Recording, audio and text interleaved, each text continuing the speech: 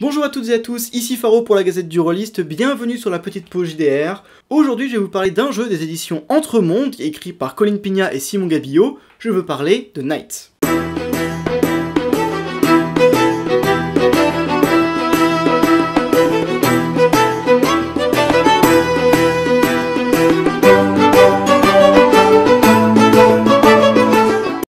L'histoire.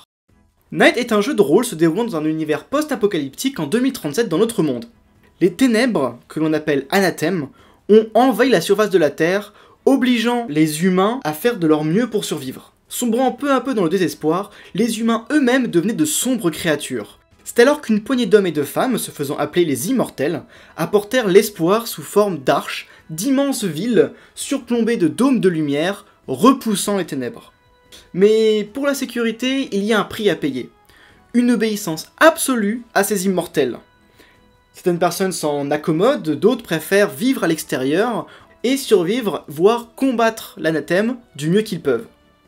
Un jour, un scientifique nommé James Nyakate, ainsi que le capitaine Raphael McTavish, arrivèrent face aux immortels, annonçant qu'ils possédaient une arme capable de détruire les ténèbres. Il s'agissait d'une armure appelée Excalibur. Laissant les immortels perplexes, ils durent faire leur preuve. Un test qui est aujourd'hui une légende. Le capitaine McTavish attaqua à lui seul la ville de Dublin, jusqu'alors perdue dans l'anathème, et la reprit à lui tout seul. C'est alors que naquit l'organisation Knight, dernier rempart contre les ténèbres. En tant que joueur, vous allez incarner un chevalier du Knight, se battant pour défaire les ténèbres, que ce soit par le combat ou la récupération d'œuvres d'art, qui mystérieusement semblent repousser l'anathème. L'objet. Je n'ai pas grand chose à dire sur l'objet en lui-même, le livre est de très bonne qualité, les illustrations sont magnifiques, la mise en page est soignée, et les parties sont séparées par un code couleur, un peu comme les vidéos de la petite pause JDR. Son contenu. Dans ce livre, on retrouve une partie dédiée aux joueurs et une partie dédiée uniquement aux MJ. On y trouve le lore, donc l'explication de comment est-ce qu'on est arrivé de notre monde actuel à la situation post-apocalyptique dans laquelle on évolue, la création des différentes factions, l'ascension des ténèbres et leur état au moment où les joueurs interviennent, le système de jeu ainsi qu'une explication de comment jouer à un JDR pour les plus néophytes, et la partie création de personnages. Dans la partie MJ, vous avez une mythologie propre à cet univers, une description des seigneurs de l'anathème et son organisation, les différents groupes hors du Knight se battant pour le salut de l'humanité, un guide sur la mise en scène des différents éléments du jeu comme l'horreur et l'épique, ou encore des lieux ou personnages spécifiques. Il existe également une campagne composée de 6 missions, et enfin des annexes, le bestiaire et l'arsenal. Le livre de base est donc très complet.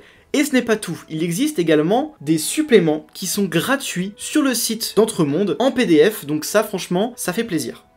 Le système de jeu.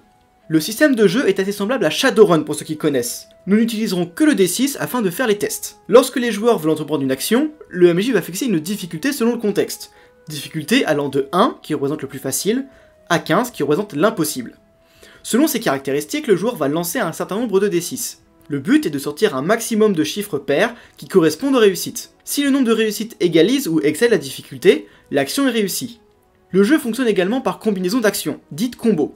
Par exemple, un joueur peut proposer une action de tir tout en se déplaçant. On utilise alors la caractéristique d'attaque et de déplacement. Le maître du jeu peut alors, selon la pertinence, la description précise voire héroïque de l'action, augmenter ou diminuer la difficulté. La création de personnages. Je trouve ça intéressant d'analyser, de parler de la création de personnages afin de comprendre un peu l'esprit du jeu. Dans Knight, on crée un chevalier avec ses valeurs, son blason, etc. Les étapes de la création de personnage représentent son évolution de sa naissance à son entrée au Knight. Chaque personnage possède 5 caractéristiques.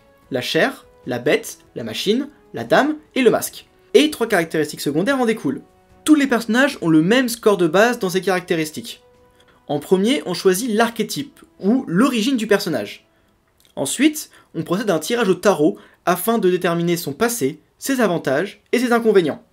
La prochaine étape est celle du haut fait, on ne rentre pas au net comme dans un moulin, il faut avoir été choisi par l'organisation suite à un haut fait. Ça peut être avoir sauvé des personnes innocentes, avoir défait une immense créature ou ramené une œuvre d'art très précieuse. Ensuite, le chevalier va faire ses vœux. Là, il n'y a aucun apport vraiment sur la fiche de personnage, c'est plus pour le roleplay. Qu'est-ce que votre personnage ne pourra pas aller contre? Quelles sont les valeurs qu'il va défendre? Vient enfin le moment de choisir votre armure. Il en existe 9 dans le livre, plus 5 dans les PDF du site web dont j'ai parlé un peu avant. Enfin, on choisit la section à laquelle on appartient. Tous les chevaliers n'ont pas la même mission au sein du Knight, certains sont plus sur la récupération d'œuvres d'art, d'autres sont plus sur le transport, d'autres sur le combat, l'espionnage, à vous de choisir. Enfin, sont calculés les aspects secondaires comme la défense, l'initiative, les points de santé, etc. Le retour des joueurs.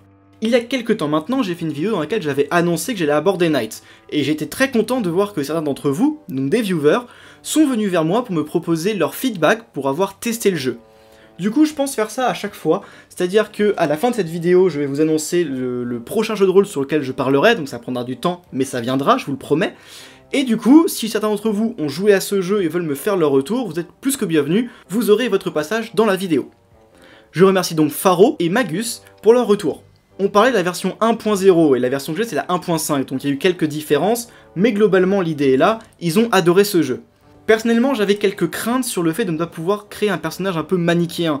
Dans le processus de création de personnage, où tout ce qui est conseillé, c'est surtout défendre la veuve et l'orphelin, des valeurs vraiment honnêtes et droites, et bah, mes joueurs, ils ont préféré faire quelque chose d'un petit peu plus sombre, dirons-nous.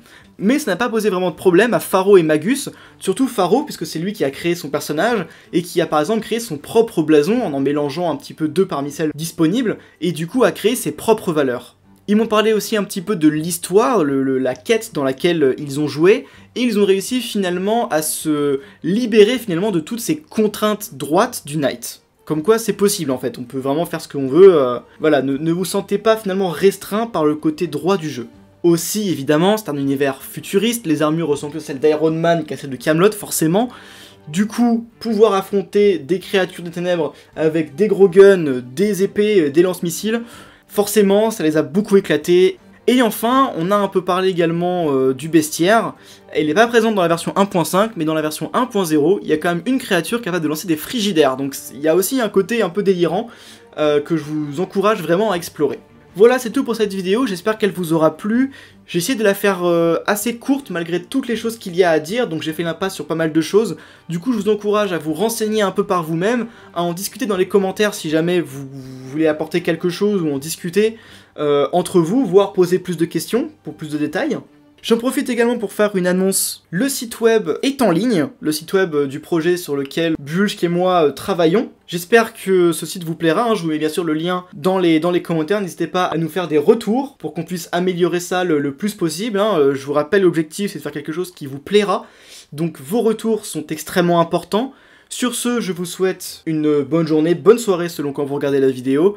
N'oubliez pas de lâcher un pouce bleu, de vous abonner si ce n'est pas déjà fait, d'activer la cloche pour ne manquer aucune des vidéos. Et on se retrouve pour la prochaine fois. Salut!